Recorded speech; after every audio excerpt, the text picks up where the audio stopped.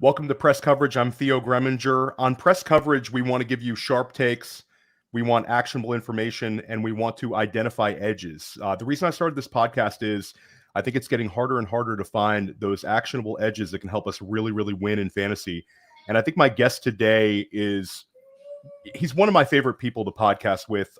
Mike has been extremely generous with his time with me over the years, podcasting wise.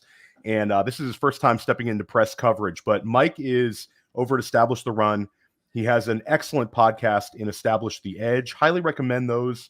If you're just getting started for your home league draft, really trying to get some like crash course preparedness, Mike has you covered with those ones. Mike, how are you doing today? And why don't you let everybody know where they can find you and what you have coming up around the corner at Establish the Run? Yeah, appreciate the intro, Theo. Always good to chat with you.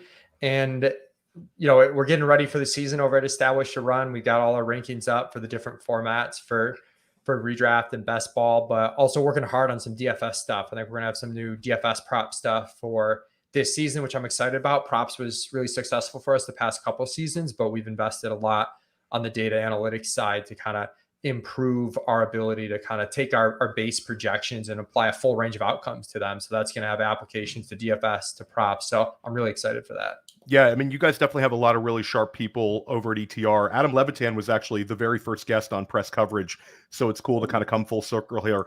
So you're a high stakes player. I think not everybody knows that about you, but like when you talk to people in the NFFC and the FFPC, there's a great deal of respect for you and your ability to put together very strong builds and dangerous teams, pretty much any format. You're also talking about your DFS. I know you're in the best ball streets.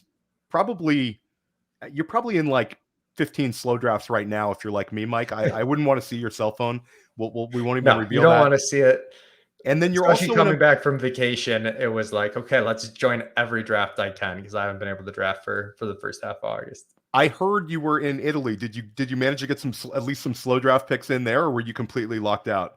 I finished some drafts, but I was really I wanted to detach. So I was cognizant of not getting in too many. So I finished some drafts, auto drafted some ends of drafts, but then came back and I'm in a bunch on DK, a bunch on Underdog, just trying to fill their main lotto contests, you could call them. You're also in a high stakes dynasty league with me. I believe we're in a triflex league over on FFPC. So you play everything.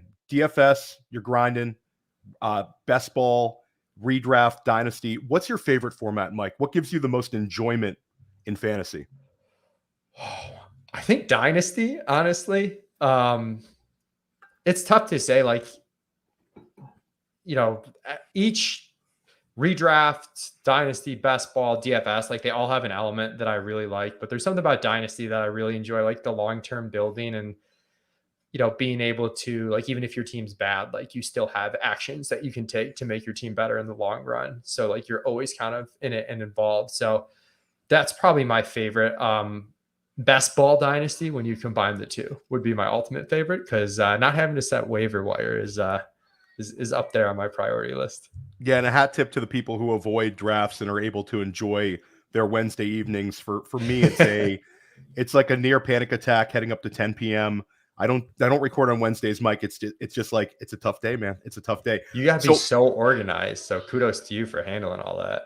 And I don't want to do too many formats. So I try to keep everything FFPC and some NFFC because bouncing around is the worst thing ever. But you get dragged into some sleepers, some MFLs, and you end up doing it anyway. So it's a labor of love. It's this thing of ours, and we're going to keep grinding with it. But one question that I've asked every single guest of mine on First Class Fantasy with Billy Muzio, which you were on, by the way, but you missed this question because it was a little too early. And here at Press Coverage is, you put a lot of thought into your rankings. Establish the Run, you guys do very well. I know you guys have deep thoughts and process with it. If you could know the final stats of any single player in the NFL this year, who would it be? Maybe a guy with a wide range of outcomes, maybe a guy who unlocks his teammates, but what guy maybe gives you the biggest pause? And if you could know how this season ends for them, which one would you pick, Mike? Sorry, I cut out there for a second. If I could know the stat of any final player, who would I pick? Any single player in the league. I feel like, you'd want someone that's like a little bit in the later rounds to really get that value, or like mid later round. Maybe like Breece Hall, I'd go with, where right now you can get him in the fifth sometimes, but being able to build around him as like a hero RB build with him, which can be tough because you don't know how he's going to start the season, how long it's going to take, what the exact share with Dalvin Cook is going to be. So knowing his final stat line and like weekly how it was accumulated, I think would be pretty profitable. That's definitely an interesting one. We haven't gotten too many Breece Halls. This has been definitely an interesting question. A lot of people were Anthony Richardson. I've been a Deshaun Watson one. Okay. Rich Haribar wanted to somehow monetize this. He went full Biff Tannen, which I thought was interesting. But most people, like you said, we had a bunch of Kadarius Tonys actually early on, especially because I think what he did kind of unlocked a lot. But it's definitely a great way of thinking about the season. When we come back, we're going to dive into some league winners. Mike's going to help us dissect the Seattle backfield, and we're going to hear a number of other players Mike is very, very high on at ADP. Hey, we've got to talk about Rival Fantasy today. Rival Fantasy, they're a huge supporter of everything we do, the podcast channel, the YouTube channel. It's possible because of Rival, and they have an incredible new offer with promo code PLAYER. Promo code PLAYER, you double your deposit up to $200, and you get $25 in bonus bucks. So it's $225 additional to play in NFL preseason. You can do their props on the fantasy book where it's over, under, up to 5 guys. The more over-unders you hit, the higher your payout. And they have their challenges for the community. You can say, hey, I think that player X is going to go over this many fantasy points, and someone takes you up on it. They take the other side. It's great. I love their fantasy bingo, where you can do 5 across, you can do 4 in the corner, black it out, just predicting fantasy points on your favorite players, especially in preseason. The promo code is PLAYER, where they match your deposit up to $200 plus those $25 in bonus bucks. This offer is insane.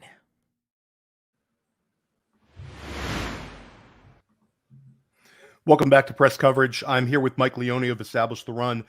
Mike, I've loved what you put out with Establish the Edge. I think it's been really, really high quality content. I love the Ben Gretsch ones. I really enjoyed the Hayden Winks one. And a shout out to my guy, Jack Miller, who filled in admirably for you when you were on vacation. I thought he had some really good takes. But want to take a step back. You've drafted an absolute ton this year, especially in best ball, but also in redraft. What's your favorite spot to pick out of right now in a traditional snake format? Yeah, I think it's somewhere in that 5 to 7 range, especially like FFPC tight end premium with Kelsey in there in that top 7, where, obviously the first 2 or 3 players I think have a different level of safety and ceiling, but I think there's a clear first tier there. And then coming back in the middle of the second round, I think there's another tier drop off where that 2-3 turn can get a little hairy there, where you're maybe taking some fragile running backs, or you're taking some wide receivers that maybe don't belong and in previous years wouldn't have been pushed up so early, or you're building around elite QB. Like there's some things you can do to manage it, but I feel more comfortable in the middle there, getting like, whoever's last of that first tier is 7. We just started an FFP slow draft with Jack Miller and Mark Dankenbring, and we kind of had this happen where we got Austin Eckler at 7, just last of the tier. Then coming back, we got Mark Andrews in round 2 with the tight end premium pushing him up. If it wasn't tight end premium, could have gone Jalen Waddle there, but I felt like there was another tier drop off there. Yeah, it's definitely interesting that, some people like the middle this year. You kind of avoid the runs also, where you're able to spot them kind of a little bit and not really get as jammed when you're picking on the ends. And it's interesting. You bring up the 1-2 turn. You bring up the 2-3 turn. And that's one where I always feel like you're like a pick or 2 away from getting exactly what you want, and then you get sniped. It's very painful. I'm doing one with Andrew Geller, the Guilds, and Andrew Schellenberg right now, a slow main event, and we ended up with Justin Jefferson, of course, at the 101, and then we were 1 pick away from a Devonta Smith, Jalen Hurts. And this guy timed out. And then he complained about the timeout in a 2-hour clock. We're like, you ask the FFPC to reverse it. Don't worry about it. And then we sit there laboring. We took Jalen Hurts, and then we labor about the second pick. You try to be unique. You try to be dangerous at the same time. We ended up with Jahmyr Gibbs early, kind of ahead of the ADP at the 301.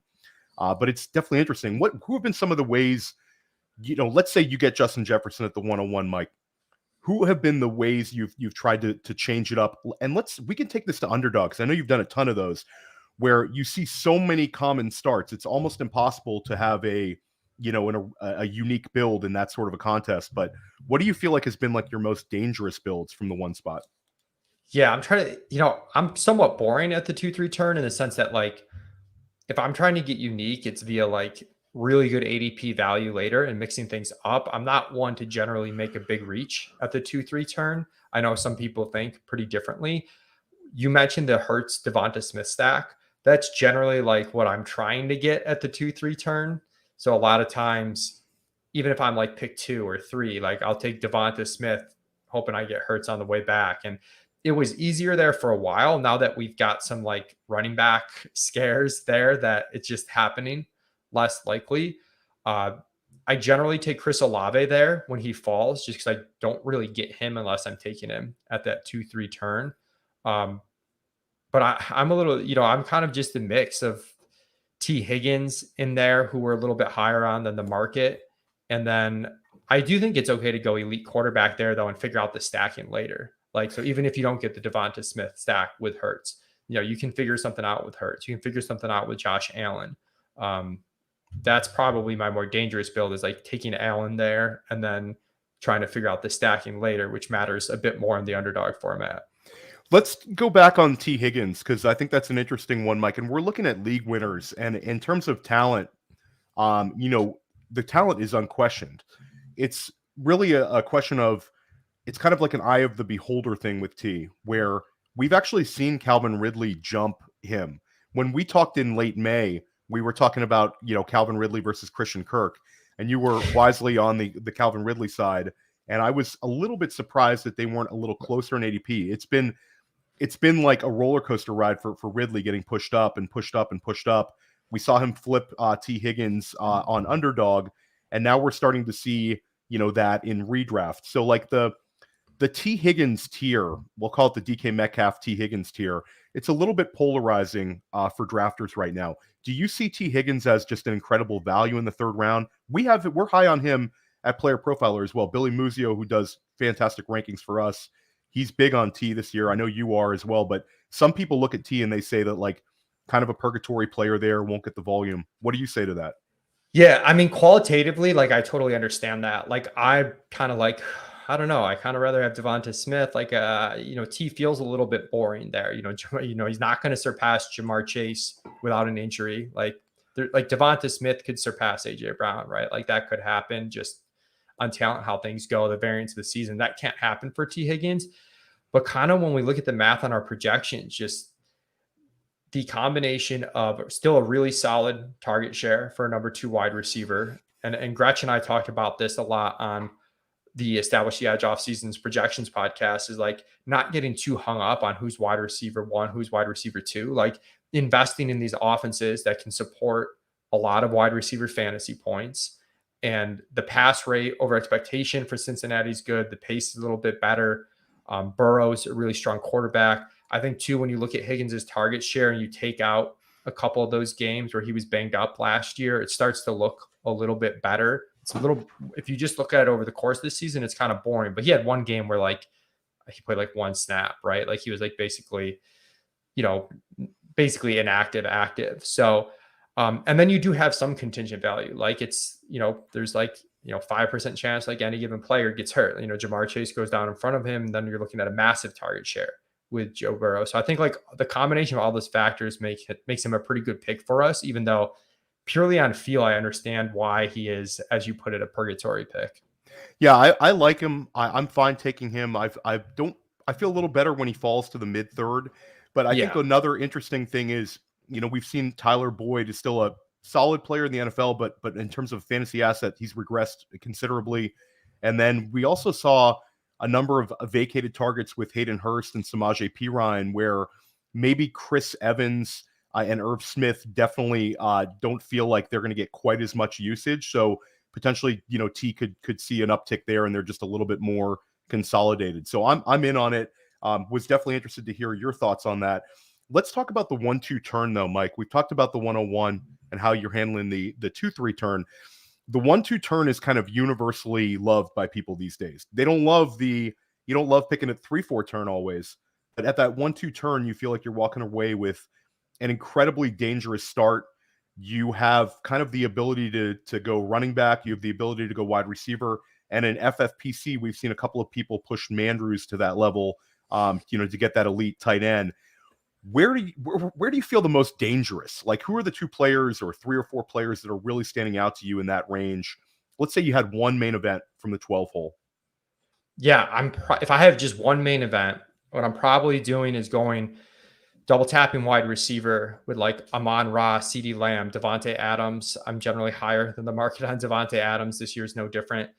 And at least right now, I'm going to hope to take advantage at the 3-4 turn of some of the running back FUD. Can I get Ramondre Stevenson at the 3-4 turn? Josh Jacobs at the 3-4 turn, which it sounds like his holdout's ending, so maybe that won't happen anymore. But even Breece Hall, it's a little early at 4-1, but like somewhere around that 3-4 turn.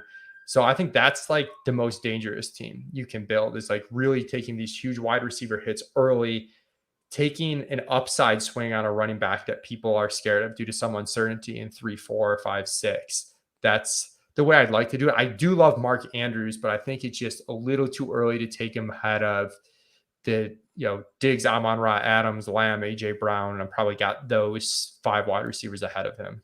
Yeah, no, I'm kind of with you. I haven't been able to do it with Mark Andrews. I know your friends Mike Shope and Adam Krautwurst did it, and they liked the way that the build kind of fell for them. And I think that the argument to taking Mandrews there is you can punt tight end, and you don't have to dive back into it and kind of chase those like middle class tight ends. Yeah. And there's something to be said for that, because you can extract a lot of running back and wide receiver value in those ranges. So definitely not my preferred, but we're not looking down on the Mark Andrews drafter at the 1-2 turn. I do, and to your point, I do think sometimes in tight end premium, the very elite assets are valued appropriately, and then like the middle tier ones are overvalued. In this draft I'm in right now, by like the middle of the 3rd round, like Waller's off the board, and these, Hawkinson goes in the 2nd round, and those guys are okay. But then even as you go down further the board, I think guys start to get pushed up and you feel a little bit of pressure. So sometimes it's like, yeah, I'll take a couple spots of poor value early to avoid taking even more spots of poor value later, because ultimately you do need some tight end upside to win these FFPC contests. Yeah, no, absolutely. And want to take a look at the 3rd round kind of in general. It's an intriguing round. But I think with the Breece Hall, Dalvin Cook situation, and potentially Zeke Elliott pushing Ramondre Stevenson down a little bit, it did get a little bit weaker in terms of like surefire guys we could kind of lean into. Where are you at with the 3rd round right now? We can look at underdog ADP. So, just to refresh it, T. Higgins, Jonathan Taylor, Josh Allen, Mark Andrews, DK Metcalf, Josh Jacobs, Jahmyr Gibbs, Amari Cooper, Lamar Jackson, and Mondre, and we'll call Deebo Samuel in that range as well. He sometimes gets selected in the 3rd. Who are the guys you're trying to avoid in that range, Mike? And who are the guys that you feel very strongly about? Yeah, I'm a little bit scared of where Amari Cooper's being drafted right now, getting pushed ahead of Keenan Allen, Deebo. It's like middle of the 3rd now. I think that's maybe asking for trouble, like drafting at this. It's a full fade, Mike, right there. I mean, you got him in the 7th or 8th round last year, and now you've got to use a 3rd rounder on him, and the target competition's gone way up. Elijah Moore, Cedric Tillman, and Njoku's got good reports out of camp. I'm way off of Amari. He's never had more than 130 targets, and I think he's probably back down to like 115, 120 with all those guys around him. Yeah, so I get it structurally, but like that's a tough one for me. Mondre's tough for me because I think like as he slips, I want to kind of buy the dip, but he's a guy that we were lower on than the market kind of early. So it's like this weird middle ground for us where I do think New England has a difficult schedule. And if the offense struggles and you've got a volume dependent back with the offense struggling, and then if coaches like Zeke for goal line work, they like him for pass protection. If you start losing some high value touches and the offense isn't good, I'm definitely taking swings on Mondre if he falls into the 4th or 3-4 turn, but like middle of the 3rd, I wasn't really drafting him before the Zeke stuff and certainly not taking him there now. So those are two that I'm kind of avoiding.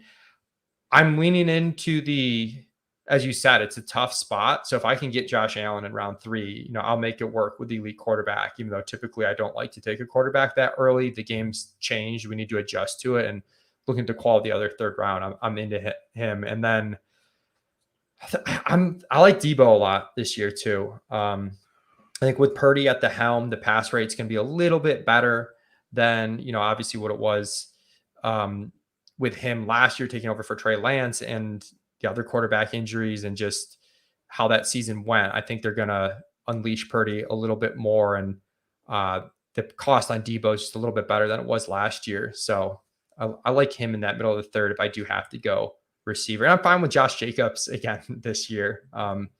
You got a reputation, Mike. You were all over. You were touting the league winner last year. Now you got to go back to the well. But he's certainly in a range where I don't think he's going to hurt you, especially because he's got kind of pushed down. Do you buy the narrative that Zamir White, by being there, by playing well for the coaching staff, has earned a little bit more of touches than potentially the number 2 backs last year? Or do you think it's all going to be the Josh Jacobs show when he shows up? I think it's going to be the Josh Jacobs show when he shows up. It's his last year of the contract. They don't really have any reason to not feed him.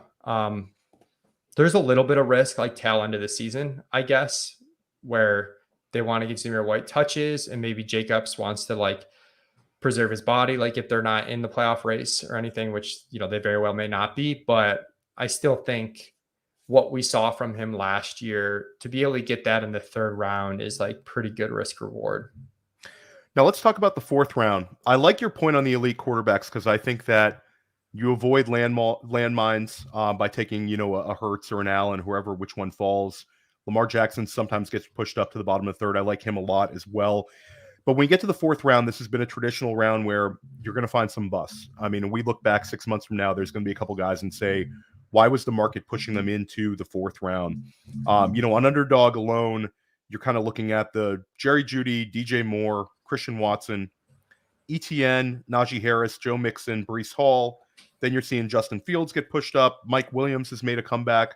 Then there's a couple of other wide receivers like Drake London, Terry McLaurin, DeAndre Hopkins. So it's kind of a flat tier, in my opinion, and a lot of wide receivers who you could kind of see having similar outcomes.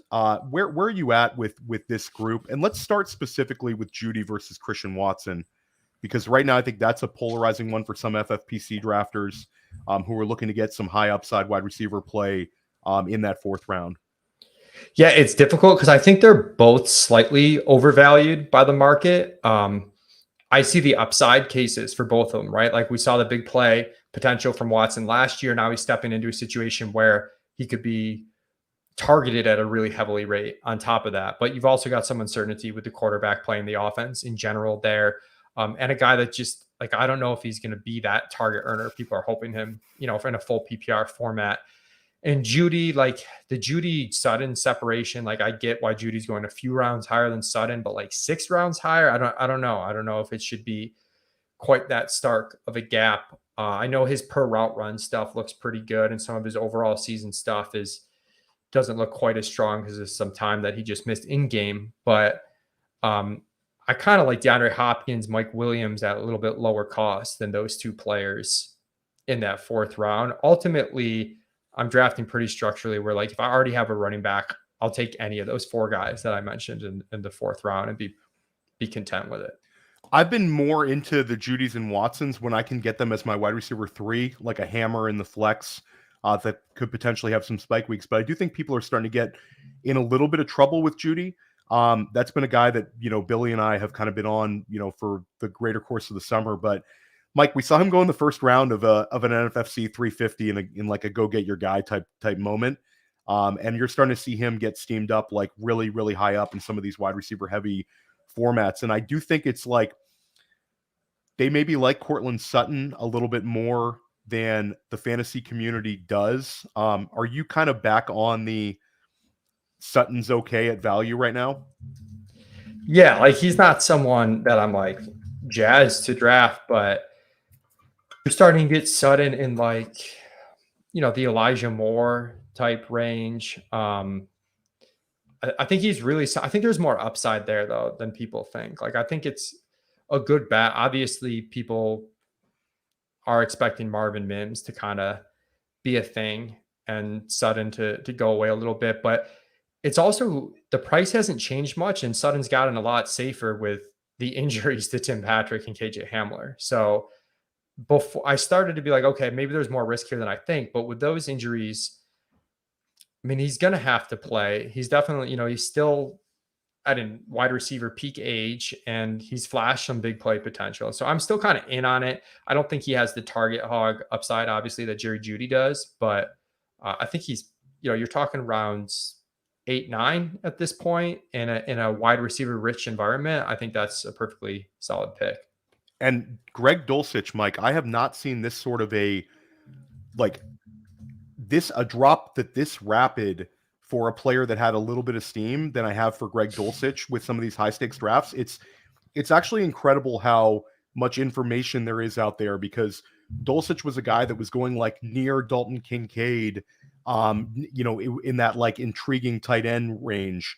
And now he's just falling like a rock. Luke Musgrave has leapt him in most formats. Like I was in an NFFC primetime last night, and no one wanted Dulcich. He went like in like I want to say he went in like the 16th round. So he's really, really fallen. And at FFPC, people are, pushing up a lot of people over him as well. So I think that also helps Sutton if he's not going to be a thing. Where are you at on Dulcich and the chance to get him now in like the back half, super back half in some of these formats? Yeah, we've been behind ADP on Dulcich most of the offseason, but it's kind of a good time in general to draft right now because you're seeing a lot of reaction. Like the ADP is moving a lot for late August. So either you can kind of avoid falling landmines or like get values if you think they're there. I think Dulcich now has dropped enough where he's fine. Like I'll take a chance on the upside and the per route numbers that he's shown. But I get the scare is kind of the scare that we've had priced in, which is like Troutman's going to play a little bit. And, he's not going to be an every down tight end. And you've still got, obviously you have the wide receiver injuries, but you do still have Sutton, Jeudy, and Mims to contend with. So I'm pretty indifferent on him right now. I did think he was overvalued. So I guess I kind of think the drop has been, like that's an appropriate reaction, the drop that he's had. It's moved to where maybe it should have been kind of from the start. Another player who's dropping in this 4th round is Naji Harris. And I think part of the reason you're seeing Naji drop is because Jalen Warren on a per touch basis looks awesome. And I think that he does some things that, the Naji Harris haters kind of like. He's a little more explosive. He broke off a 62-yard run. Naji Harris's reception total went down massively from year 1 to year 2. I think that's kind of a slight concern for me. Where are you at on Naji Harris? Last year, Mike, you identified Josh Jacobs when he was falling in drafts as a guy that, we should be considering. The community was definitely not with you on that. You look very sharp. I've seen the Naji Harris could be this year's Josh Jacobs if he falls into like the 5th round. Where are you at on Naji? Yeah, I'm mostly out on Naji. I mean, you start talking to the 5th round, like I'll listen, but even then, like the cost on Josh Jacobs had dipped even further last year. And he was sort of like, I know people freaked out over the Hall of Fame game where he played like a drive and was good on that drive, but he was sort of like the clear cut back. Like Zamir White, I guess was a rookie. People thought maybe could do some stuff. The Najee situation is a little different to me, where we've already seen them, work in Jalen Warren last year. Jalen Warren looks really strong. There's some advanced rushing metrics that Jalen Warren's better at. So I think it's a little bit different situation where people kind of just like, Josh Jacobs is gross. Like, I don't want him. Whereas here, I think the concerns are maybe a little bit more legitimate at cost, where it's like, not sure what the ceiling is, and it's possible the downside's quite big. So in general, I'm out on Najee. If he did start to fall in the 5th, I might just be like, okay, it is a back who has shown workhorse potential, even if the efficiency upside hasn't been there. And I'll take my chances. As you saw with Jacob, sometimes the efficiency can turn around. Rapid fire, in or out on Joe Mixon at ADP? Out. I think I'm out too. He steamed up too much. It was like the brief period of time where, Twitter had him going to jail or something, and you could get him in the 6th round, and now he's steamed up to the 4th. I saw him go 312 the other day. I'm out at that price. Let's pivot over. We talked a little bit about structure. Now it's time to look at some guys that are moving up and down draft boards. Last night, I took Amon-Ra St. Brown with the 107 in an NFFC league. He's gone 105 twice in the NFFC primetime. He's absolutely living in the first round of FFPC main events now. The days of getting him in the early 2nd are kind of gone. Where are you at with Amon-Ra St. Brown, Mike? Yeah, I think you could take him as high as 7th in NFFC, which I'm guessing with it because the 3 wide receiver format, I'm guessing you probably took him over Eckler or something. Yes, we did. So like that's definitely a difference between the format between FFPC and FFC. Like you can start 4 running backs and 2 wide receivers in FFPC. NFFC, you have to start 3 wide receivers. And we've got him a slot behind Diggs, but like I think they're somewhat interchangeable at this point. So I'm pretty into the Amon-Ra hype. Let's stick with the Buffalo Bills. You mentioned Diggs. Diggs, you feel comfortable taking how high? I'll take Gibbs. Oh my God, I can't talk, Theo. I will take Diggs. Got too much Jahmyr Gibbs on the brain. Like kind of the same as Amon-Ra, right? Like that 7-8 spot. He just hasn't had a lot of hype. So I think people are maybe like a little fatigued on him, but I think he's still the clear number 1 target on one of the best offenses in the league. And he's still in, an okay age range. I don't think we're too concerned about the age cliff drop off yet. So I think he's pretty solid first round, mid back end of the first round pick. Yeah. I mean, I've heard the argument that kind of where he's going, it seems like it's a safety pick rather than you're not really, there's not a whole lot of unknown upside. There could be potentially more target competition with Gabe Davis healthy and Dalton Kincaid in there. Maybe James Cook commands a little bit more than Devin Singletary, but I agree with you. Like Stephon Diggs is absolutely not going to hurt you. It also gives you potential correlation with Josh Allen. But Mike, you are a big Buffalo Bills fan. I've talked to Mike Shope this offseason a ton, who's my go-to source for Bills information. I think Mike is super tuned in and super sharp. Where are you at on James Cook? Because last time we talked, I was on the James Cook path. I believe you like Damian Harris and him kind of equally a couple months ago. Am I correct on that? At cost, I like them about equally. I like Cook a little bit more. It feels like we go through like 8 different draft stages. I know. With ADP shifts and stuff, I got a lot of Cook early when he was more like going in the 90s, right? I thought he was basically the same bet as last year, but better. Like I think sometimes we have too high of expectations these rookie years.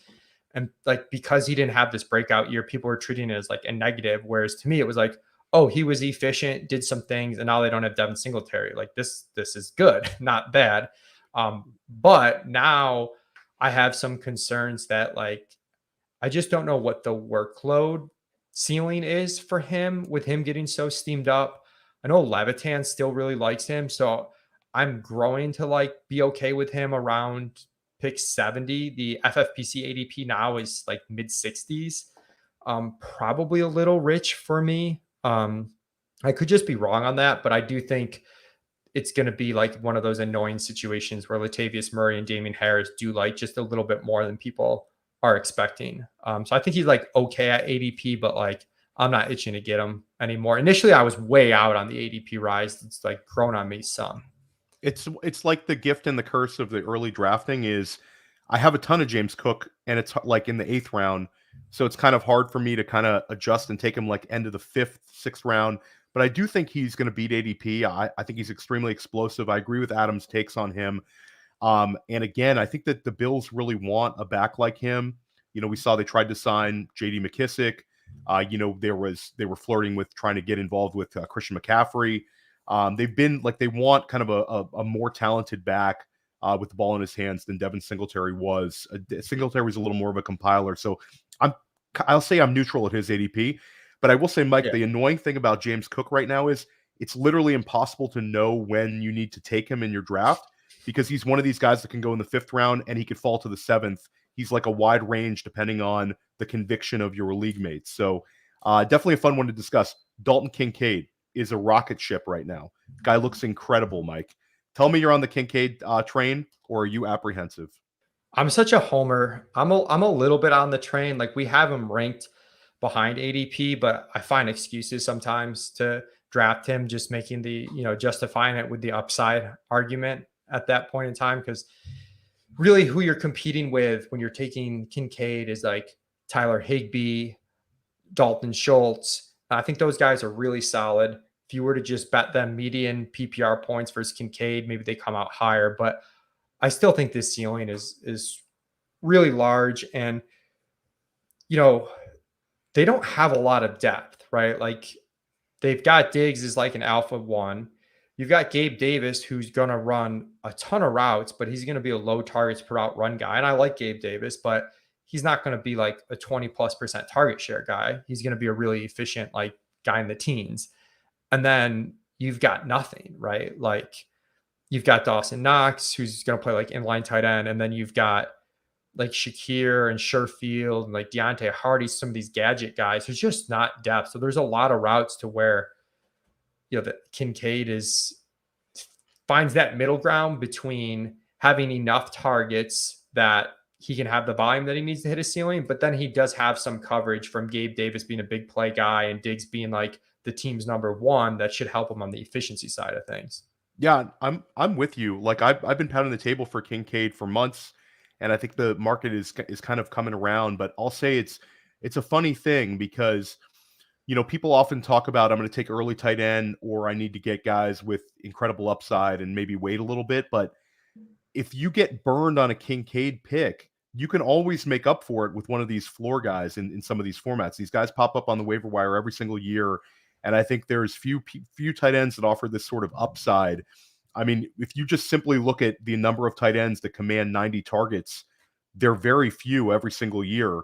And I think that that's in Kincaid's range of outcomes with spike weeks that can win you your week, especially in tight end premium. So I am in on Kincaid.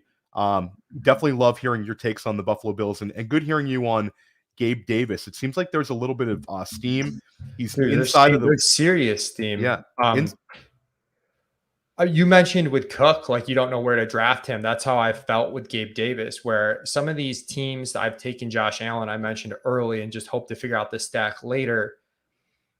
When I go to look for Gabe Davis, where I think I'm going to be able to get him, he's long gone a couple of times. So a lot of variance in where he's going right now. I think he's now valued appropriately. I think he was undervalued for a while. Kind of the James Cook situation a little bit, where last year was disappointing. I think we'd shave some off the ceiling. That he's probably not going to be a high targets per route run guy, but he's still going, he had an ankle injury that I think is like underplayed, like that probably affected his efficiency. And he's still the clear number 2 wide receiver that's going to run 90+% of the routes while he's healthy for a Josh Allen Bills team. Like, I'm still in. He's got big playability. Like, I still think he's a decent bet, even if he's never going to be like a guy that could potentially overtake Diggs. Like, that outcome that I thought maybe was there last year is off the table, but there's still some really favorable outcomes. I think if you want Gabe Davis these days with the steam, I think you got to take him at wide receiver 30. And I think that's where he's headed for some of these Vegas drafts. When we get to like the days right around the start of the NFL season and then the day after, just because I think the market is like, okay, Gabe Davis is healthy this year. He's being talked up, and this is the big play guy. And we've convinced ourselves once again. And Mike, remember last year it was insane. The guy was going in like the second round sometimes. And now you're able to get him, at a spot, like you said, where it's probably a little bit more, conducive to the talent and situation he is in. But what's funny is he's also on a contract year, and it's not a great wide receiver class. Gabe Davis is going to get a monster contract from somebody this offseason and it's going to be like Christian Kirk money for Gabe Davis. So that'll be an interesting storyline too. And you talk about how early he went last year. I remember he had that like solid first game. So the drafts that took place after the Thursday night game, people got real aggressive. I think I went and high-fived you when he had a long touchdown. We didn't know that was going to be not every week. It felt like an every week situation when he ran away from that defense. But want to switch over to some of these rookie wide receivers. This has been a source of fantasy production for us the last few years. It's been cheat code.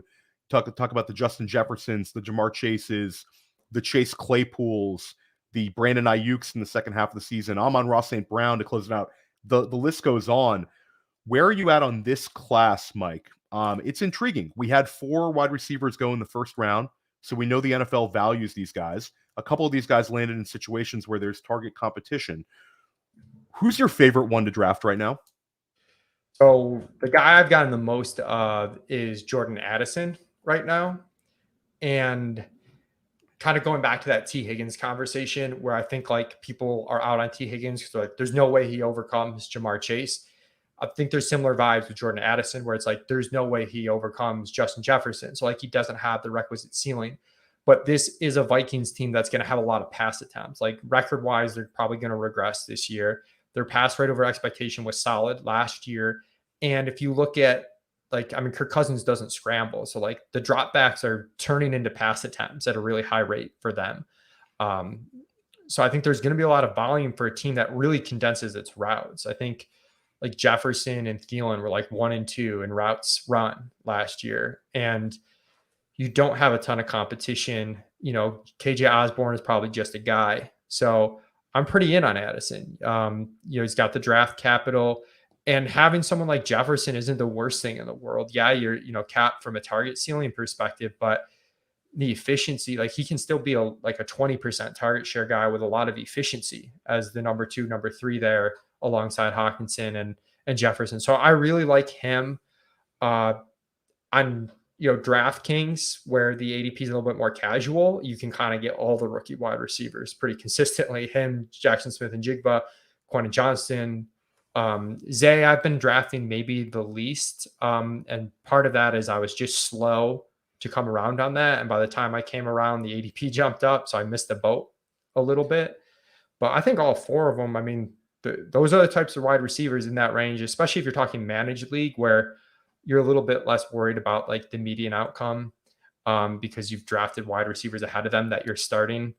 That like these are the types of guys that can win you leagues because these guys can be drafted in first, second, third rounds next year. Whereas like almost all the veterans being drafted in this range, like it's very unlikely that would possibly occur for them. Yeah, I'm kind of with you on that. Like, I think that all of them are fine at ADP, and that's an odd situation. I usually would be kind of fading one, but I've been extremely excited about getting Jackson Smith and Jigba. That's kind of like my guy. I'm big into his talent, but he's fun. Yeah, he's super fun. I got him in the 7th of an NFFC last night. I felt like I was stealing. And that felt really good. I got Zay in the 8th round, so we went wide receiver crazy. We're going to stream that here on Player Profiler a little later this week. That was with Dan Williamson of the GOAT District. But it's interesting because I feel like JSN has steamed up, but the others, you're always able to get one kind of at a decent range. Like you're always able to get, it seems like an 8th round Zay. Quentin Johnson usually is the 4th one drafted lately, but there's a lot to like about him as well, about the situation and the contingent upside. So I'm in on all 4. I think you like the talent as well.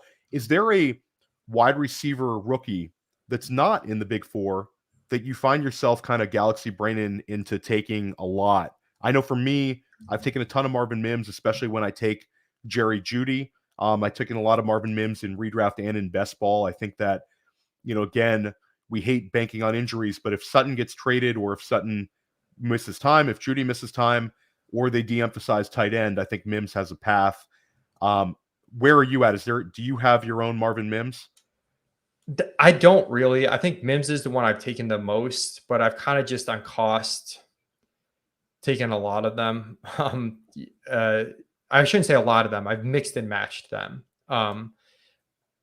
They all seem a little bit rich on ADP, but like at the same time, especially in a managed league, at a certain point, like I don't care about like the projected points. I just care about getting that upside profile on my bench. So I'd like leapfrog them up our rankings a little bit compared to best ball.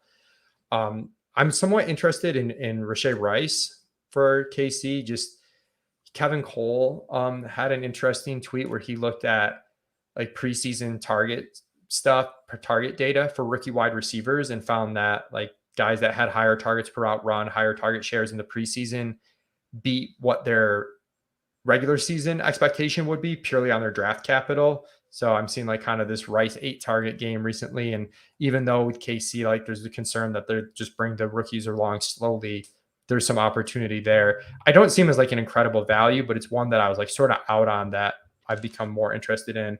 But I like him and Mims a bit more than Mingo right now. Yeah, Davis Maddock was big on Rashee Rice when he was here on press coverage. I think he's interesting. I definitely want to check that out from Kevin Cole. This is why you listen to press coverage. I was unaware of this, Mike, and now I'm going to go check it out after. Definitely want to check out that research that Kevin Cole did because that's super cool. Want to pivot over here to running backs. We have a number of kind of, I wouldn't call them necessarily ambiguous because I think we like 2 players at least in there this year. I think that there's a lot of backfields that have 2 guys who drafters are excited about at cost. And the one backfield that seems to kind of be giving people a little bit of problems, though, is Seattle. Because both of them are going pretty high. Like Ken Walker gets pushed up, and Zach Charbonnet is kind of living in the 9th round. So there's not really a discount here. It's kind of polarizing. Some people look at Ken Walker as an incredible value. Some people look at it as Zach Charbonnet is going to take away the high-value touches. Where are you at on this backfield? Who are you pounding the table for at cost?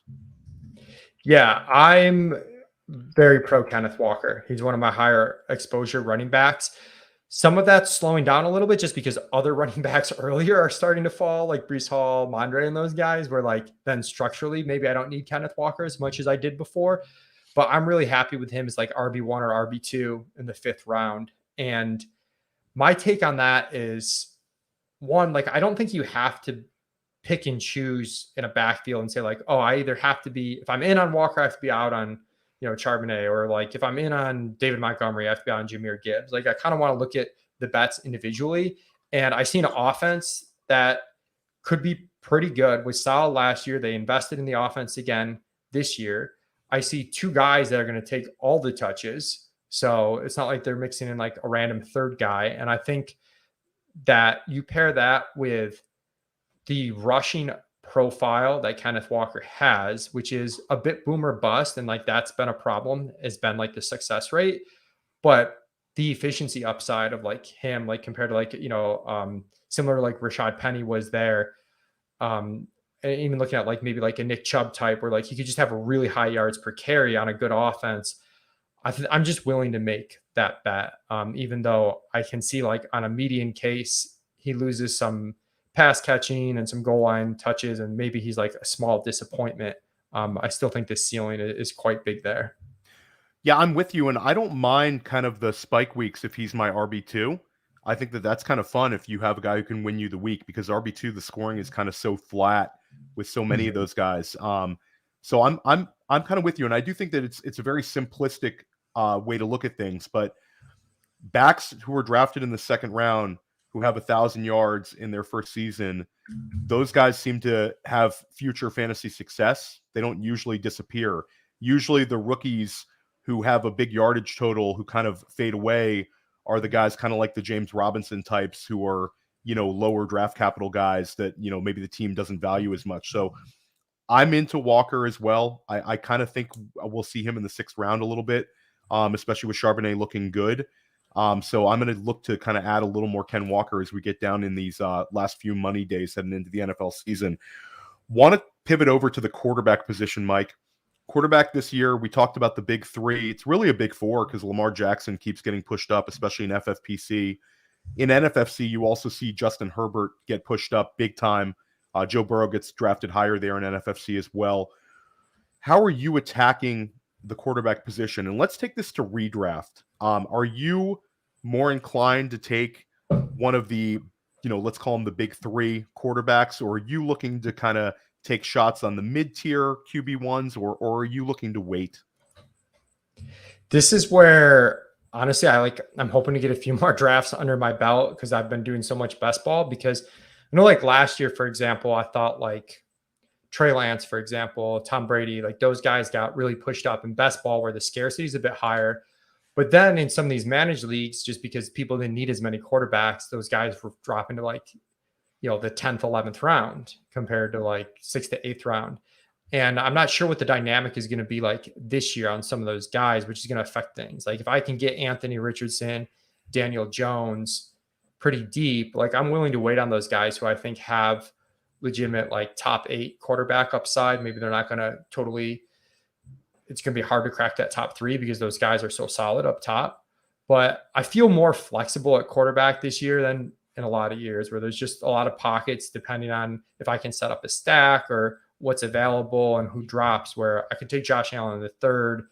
I could stack Justin Herbert, Trevor Lawrence in like the 5th, 6th round. I can wait and take Daniel Jones and Anthony Richardson. So I hope that's not a cop out, because I think that's actually the correct way to answer this, because I've drafted a ton, and I think that the time you dive into quarterback, if you're going to go early, is when you feel like it's dried up and that quarterback gives you the biggest edge.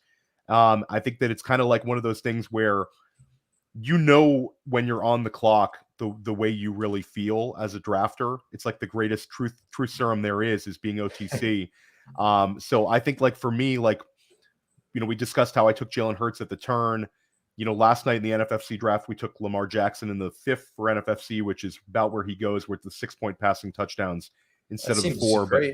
But yeah, we ran like pure Mike NFC team that I keep learning more about, Theo. Hey, listen, the water's warm if you want to hop in a couple of these, Mike. You gotta get a couple in, man. I do. Tangent, but generally the 6-point passing touchdown isn't great for Lamar, but I think this year we could see the passing touchdowns on the rise with Monken. I think it could be a little bit different. And I selfishly, I have a 100-1 ticket on Lamar to lead the league in passing touchdowns. So hopefully that works out for both. Well, I hope you cash that, and I cash $250K in the prime time, Mike. We'll just we'll pop bottles in Vegas next time we see each other. Let's go. And then I like your strategy with the late QB, because what's funny is it's like a dichotomy where when Deshaun Watson is selected, you don't know when that next QB is going to go, because sometimes drafters really seem to wait in these redraft formats. So yes. You get incredible value sometimes on Jones, like you mentioned, on Richardson. Richardson's a little different, because I think that there's always a drafter who wants Richardson, but like Geno Smith, Daniel Jones, if you want Dak Prescott, you can wait big time this year. So waiting on QB is not the worst thing. And I think that the double tap, I haven't minded double tap. It can be very annoying in season, but like I have a Dak Prescott, Anthony Richardson build. I have a Daniel Jones, Geno Smith build where I waited like considerable time to take them. So I'm with you. I think be kind of neutral with your quarterback, approach. Yeah. And Jones is one of my favorite targets right now. I think he's pretty undervalued. Like, he was QB9 last year. And if anything, I think this offense should open up more this year. You look at the pass rate over expectation for them last year, extremely negative the first half of the year. Second half, including the playoffs, got more positive, that Jones got comfortable, as they actually had some consistency in terms of who was playing wide receiver too. Like, they had so many injuries last year. So I think the upside for him is I think the upside and the floor for him is like a little underappreciated by the market. And I'm glad you brought up the 2 QB thing, because historically I would never do that, right? Like, I'm like, okay, you draft your QB, that's good. Like, if you have to stream when they miss a week, that's fine. The QB market has changed to where you can't stream as effectively. Like, the guys that are putting up points are throwing the ball a ton, are extremely talented, are rushing. You can't make up for that with like a slightly positive matchup from a guy on waivers. So I think one way to combat not getting one of those elite guys is to just take 2 cracks at someone having a true breakout type of season. So I'm a bit more into taking 2 quarterbacks than, I think I ever have before in these managed formats. Yeah, it's definitely crazy how the market changes so dramatically year to year, especially like a one-off position like QB. Want to just pick your brain. Give us a couple of handcuff running backs you really, really like drafting right now, Mike, or handcuff pluses if you want to call them that. Yeah, it's hard because by format, like, the ADPs can really change a lot on these guys. But I was taking a decent bit of Tyler Algier, who I just think Atlanta is going to run the ball so much. And he showed, you met like rookie running backs with 1,000+ yards. Like, that's pretty good. Obviously, the ceiling is going to be capped as long as Bijan's healthy. But I do like these backs that are going to give me, I think, a little bit of standalone value, and then have that contingent upside where if Bijan goes down, I think it's like a huge hit on Algier. So I'm looking at backs like that. Kendre Miller with this strong preseason, and he went from possibly missing time to now you've got him in a backfield with 2 aging backs, and he's looked pretty strong there. I think that's a little bit more of a swing because the standalone value is questionable while Jamal and Kamara are there and healthy, but he's someone I've been drafting a decent bit as well. No, I like the calls. I mean, Bigsby is low hanging fruit, but I think that he's got a ton of upside. And Jalen Warren, these are guys you have to pay for. I think one interesting one is Kyron Williams because you can get him in the 20th round, and I think that he's won that job. And Cam Akers has been somebody who we've never seen really string it together for an entire NFL season. I do like Cam Akers at cost, but Kyron, if you're looking for somebody super, super cheap, that's one I've been grabbing. And I think Sean Tucker, whether or not you're into Rachaad White or not, Sean Tucker looks good right now, and you can get him in the 20th round. A shout out to Dawn F, Thomas, Joanna. The chat has been really lit. We haven't had a time to throw questions in there. I want to ask you one question. Thomas O'Brien, he's in an FFPC draft. He has Kelsey and Devonta Smith.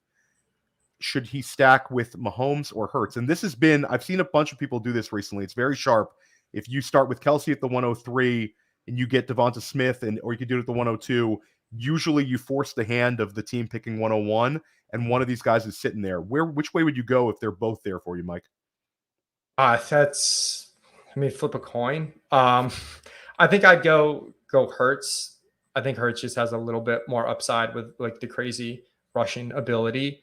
The argument for Mahomes would be, you're down to like 1 point per 20 yards passing instead of 25 with the FFPC, which is a small thing, but that favors Mahomes over Hurts. And then also, if you're looking at the correlations, the Mahomes and Kelsey fates are like more intertwined than probably the Hurts and Devonta Smith fates. So I could see the argument for Mahomes, but with having both guys stackable, I just take the higher ceiling player, in my opinion. That's Hurts. Yeah, I'm with you. And I think if we're trying to get more unique, like every single person has a Mahomes Kelsey. So not everybody has a Kelsey Hurts. So I think that's my tiebreaker. We're reaching up to an hour here, Mike. You've been super generous with your time as always. We've seen a lot of league winners the past few years from that rounds 4 through, let's call it 8 or 9 range. You have Cooper Kupp, you have Josh Jacobs last year, Jamar Chase 2021 showed up in that range. Where are you at? Give us a couple of league winners, guys that you think could really tilt fantasy leagues this year. Yeah, we hit on Kenneth Walker already, but like really into Kenneth Walker. I think he's an extremely strong pick in that area. Breece Hall as he drops, like the ability to go wide receiver heavy and still get backs that have what I consider a round 1 type ceiling, I think is pretty huge. And then we hit on the rookie wide receivers, but like getting those guys, if you can get them like round 6 through 8, I think they're extremely strong bets. I might have said Kyle Pitts a month ago, like the return, but I'm getting a little squeamish there. But Darren Waller in on Darren Waller, Mike. It's tough for me with how high he's risen. I think he's a little rich right now. I definitely see the upside. I understand it, but I wouldn't say he's like a target for me right now. Well, there you go. Mike doesn't like any tight ends except for the really, really good ones. That's the takeaway. That's the show title. Mike, let everybody know where they can find you. I highly recommend Establish the Edge. I listen to it every single week. Let everybody know what you got coming out content-wise at Establish the Run, where they can find you. Yeah, follow me at 2hats1mike on Twitter. All my content is either up on the Establish the Edge podcast feed. We're working on getting the YouTube channel set up for that as well. And yeah, just grinding out rankings right now every day and getting prepped for DFS and prop season come the start of September. Yeah, no, for sure. We're almost there, everyone. Definitely tune in later tonight. We have the Deep End Invitational for 4 straight nights here. Mike Shope and Adam Krautwurst are going to be hosting 4 shows this week. It's going to be a lot of fun. You also have Stack Hunters with Bradley Stalder. Mike's been on Stack Hunters. Great show that Bradley puts out. And you're going to tune in tomorrow. Press coverage. I'm back with Jared Smola. If you like daytime actionable information, we're right here for you. Jared's coming on at 12 noon tomorrow. That should be a great one.